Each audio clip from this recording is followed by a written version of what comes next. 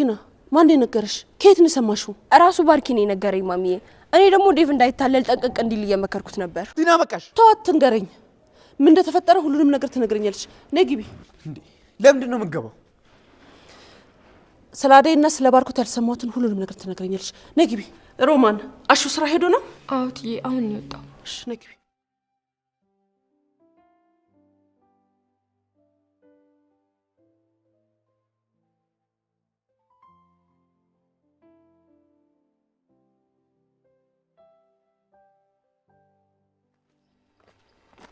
ወይኔ ዊኪንግ አንተን እንዴ ደህና ነህ?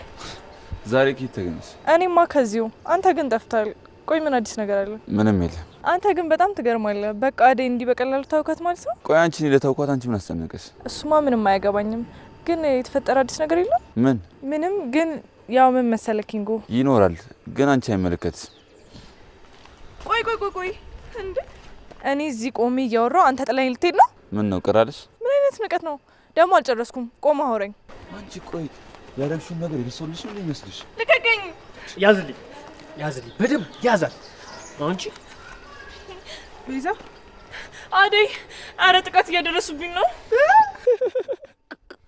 ጥቃት አላለችም። ስሚ እዚህ ሰፈር እንዳላይሽ ካየውሽ በጥፊ ብዬ ወደ ልጅነትሽ ነው መመልስሽ አላልኩሽም ብዬሻል? አው ብለኸኝ ነበር። እና ታዲያ ዞር ባልኩ ቁጥር በየደቂቃው ማይሽ ለምንድን ነው? እሺ ልቀቀኝ፣ እያሳመምከኝ ነው ዳይመንድ። ኧረ አንቺስ እንደው በሞትሽ። እኔንማ እንደዚህ ውሻ እንዳደረጋችሁኝ አቀሩም። ቆይ ጠብቁ፣ እንገናኛለን። እሺ ካንቺን ብሶ ትዝቻለሽ እንዴ? ይስጠፊ። ይኸውልሽ ከዚህ በኋላ እዚህ ባይሽ ዝም ብዬ እማልፈሽ እንዳይመስልሽ። አሁን ነኪው። አይ ቤዛ በቃ እድሜ ልኳ እንደዚህ ነው የምትኖረው። አትቀየር። ወፍ የለም ምን ትቀየራለች? አሰሚኝም ቲና አንድ ቀን እውነት አውርታ አታውቅም። እሺ አንተ ዝም በል ቲና። ሁሉንም ነገር ንገሪኝ። ምን ልንገርሽ ማሚዬ?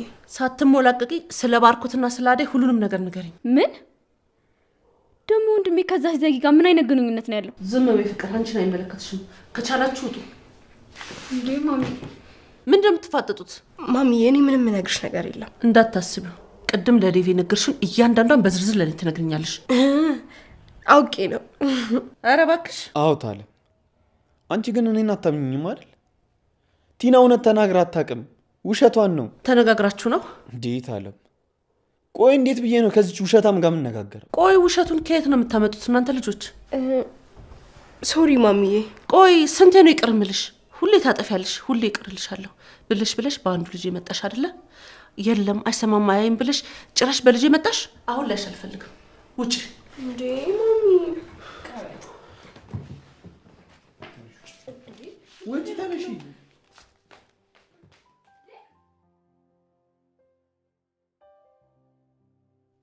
አይዞሽ ልጄ፣ ከዚህ በላይ አትዘኝ። አባትሽ እንድትደሰች እንጂ እንዲከፋሽ አይፈልግም። በርታ፣ ጠንከር በይ። አይ ማዘሯ ቤቱን እስኪ ጭር ብሏል እኮ። ለካ ውበቴ አባቴ ነበር፣ የቤቴ ድምቀትም እሱ ነበር። ግን እሱ በቃ ጨከነብኝ፣ ጥሎኝ ሄደ። ደግሞ በጣም ናፍቆኛል ማዘሯ፣ አባቴ በጣም ናፍቆኛል። አንዳንዴ ላወራንና ዝም እላለሁ። ደግሞ ምንስ ብዬ አወራለሁ? ከገጠር ናፍቆኝ ስመጣ ያው በቃ የለም። በቃ ጨከነብኝ ማዘሯ። አይዞሽ ልጄ፣ እሱም እንዳንቺ ምን ነው በመጣችና አይኗን ባየኋት እንዳለ እንደጓጓ ሄደ። ምን ይደረግ፣ ሞት ተናግሮ ይመጣ። እንደ ሌባ ሹልክ ብሎ ይገባና ሹልክ ብሎ ይዞ ይሄዳል። ጠንከር ብርትት በይ።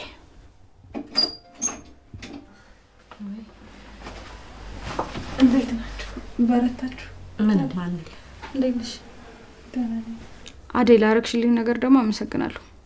አባባን እየተንከባከብሹ እንደነበረ ነግረውኛል። ቃልሽን ስለጠበቅሽ አመሰግናለሁ። አዎ ደግሞ ግዴታዬ ነው።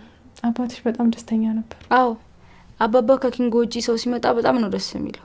ሰው ይወዳል። እንግዲህ ምን ይደረጋል ልጄ፣ ከዚህ በኋላ መጽናናት መበርታት ነው። ደግሞ እኔም ወንድምሽም አለንልሽ። ማዘሯ አንቺ እዚህ ስላለሽ ምን ያህል ደስ እንዳለኝ አታውቂም። ላንቺ የሚገባሽ ይሄ ነው። ተመስገን ነው። እድሜ ለሰላምዬ፣ እሷ ናት ለዚያ በቃች። አባትሽና እኔ ይቅር እንድንባባል ያደረገችው ትልቅ ሰው ናት። ሰላም ደግሞ ማናት? ለሊ ለማለት ነው። ታዲያ ምንድን ነው ሰላምዬ የምትያት ማዘሯ? እንዴ እኔ የማድርገውን እያየሽ ትሰሪያለሽ። ቁጭ ልትይ እኮ አይደለም እዚህ ጋር የመጣሽው ሮሚ።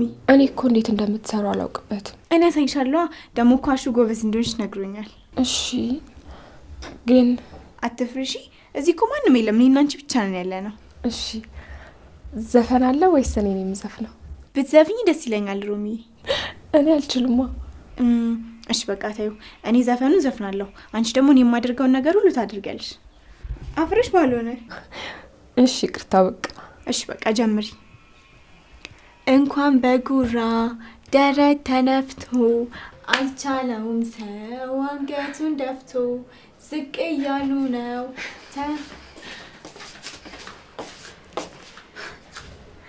አይሽ እማዬ ሰራተኛ ናት ስራ ትሰራለች ብለሽ ያመጣሻል ልጅ ምን እንደምትሰራ ማፈሪያዎች። ማሚዬ ሮሚ ለካ እንደዚህ ጎበዝ ነሽ። ጉድ እኮ ነው እማዬ። ግን ታውቆሻል እየሳቅሽላቸው እኮ ነው። የምን ጉድ ነው የምትይው ልጄ? ሰው ሲደሰት እያየሽ መደሰት ነው እንጂ ያለብሽ። ለምን የተናደድሽው? ተናደሻል። በጣም ይቅርታ ትዬ። ለምን ይቅርታ የምትጠይቂኝ? ማሚን ፈርተሻት ነው እንዴ ሮሚ? ምን ችግር አለው ሮሚ? እኔ እኮ በጣም ደስተኛ እንድትሆኝ ነው የምፈልገው። የምርሽን ነው ትዬ? እኔ እኮ ስራ ጨርሼ ሩታ ጋር እዚህ ልሁን ብዬ ነው የመጣሁት።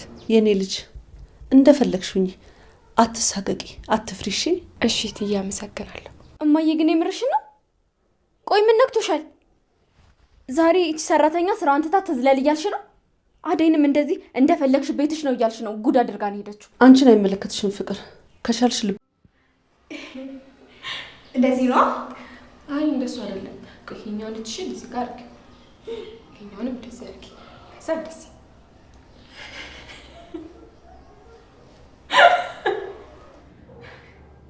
እናንተ ደግሞ ቆይ የለ መድረስ ነው። ቆይ ባልሰራላችሁ ምን ያስቅሻል? አንኮ ለምጄዋለሁ። በቃ እርግጠኛ ነሽ? አዎ እርግጠኛ ነኝ። ደግመሽ ቪዲዮ አድርጊኝ በቃ። አረ በቃ ሽሩታ ይቅርብሽ፣ እንደዚህ አይደለም። ቆይ አንቺ ከየት ነው የተማርሽው? እኔማ ሰርግ ቤት እኩዮቻችን ሲዳሩ ነው የለመድኩት። ከብርሃንና ከሄለን ጋር አሁንም ስንት ጓደኞቻችን እንዳር መሰልሽ። አንቺ ሰርግ ላይ ለምደሽ ነው እኔ በአንድ ቀን ለማምጣት የሞከርኩት? አዎ እንደውም አንቺ ጎበዝ ነሽ። ምን ነው እንደዚህ ፈገግ ብለሽ? አሁን ሳትፈልጊ ሮማንን ትጠምጃታለሽ። እንጃሽ ቀማጭ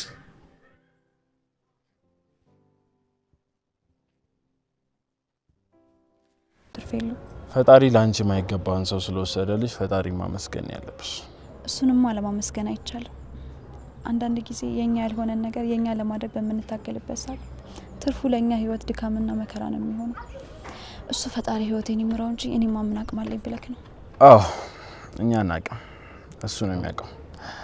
ግን ሲከፋሽ አለልሽ። እሺ እኔ አልጠፋም አታስብ።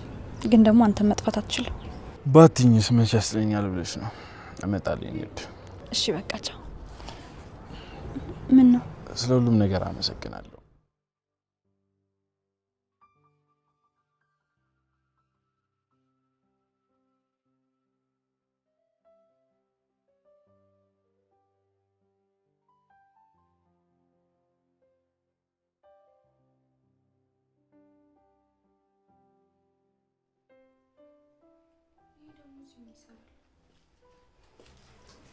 አንቺ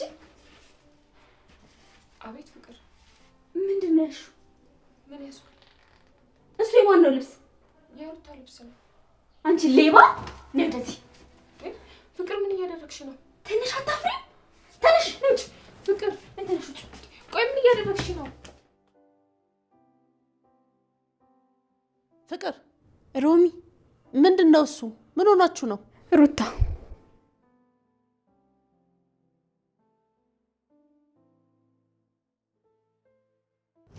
አደይ ክፍል 134 ተለቋል ውዶችዬ። የቲና ሴራ ታውቅባታል።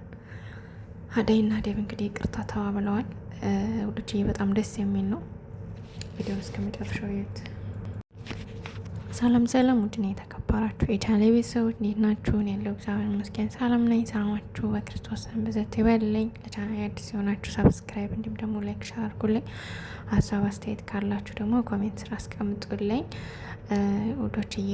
ዛሬ አደይ ክፍል 134 ላይ የተለቀቀው እንግዲህ ባለፈው ክፍል ቲና አደይና ዴቭን ከባርኪ ልክ የፍቅር ደብዳቤ እንደተጻፈላት አድርጋ አስመስላ አስፋ ለአደይ ለህፃን ልጅ ሂድን አስጣፍ በማለት ያው አደይና ዴቭን አጣልታቸው ነበር። ነገር ግን ሴራው አልተሳካላትም። ለጊዜው አደይን አኩርፏት ነበር ዴቭ። ነገር ግን ባቡሬ ያለውን ነገር በደንብ ስላስረዳው ያው ሄዶ ይቅርታ ጠይቋታል ማለት ነው። አንዳንዴ ብዙ ትምህርት አለው እውነተኛ ፍቅር። ያው በጣም ብዙ መከራዎች ወይም ደግሞ ብዙ እንትኖች ይገጥሙታል እና ያው በእውነተኛ ፍቅር ደግሞ ጠንካራና ብልህ መሆን ያስፈልጋል ለማለት ያክል ነው። ያው ብዙ ትምህርት እንዳለው አትዘንጉ ድራማው። ምክንያቱም እውነተኛ ፍቅር ፈተና አለበት፣ ፈተናዎች የበዙ ናቸው።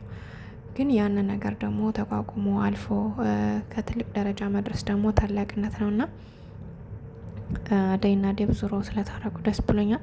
እንግዲህ ቲና ከቤት ድረስ መታ ዴቭን ያው አደይና ዴቭን አጣሏቸው መስሏት ዴቭ ጋር እንትልትል ነበር። ነገር ግን አልተሳካላትም። ዴቭም ጉሮሯን ይዞ አንቆ አንቺ የተረገምሽ ነሽ ለምን እንደዚህ ታደርጊያለሽ ምናምን እያለ ብዙ ነገር ሲናገራት ያው እህትዬ ደርሳ አደይና ባርኬ ምንድነው ያላቸው ብላ ያው እንግዲህ ቲናን አፋጣ ከውስጥ አስገብታ ጠይቃት ነበር።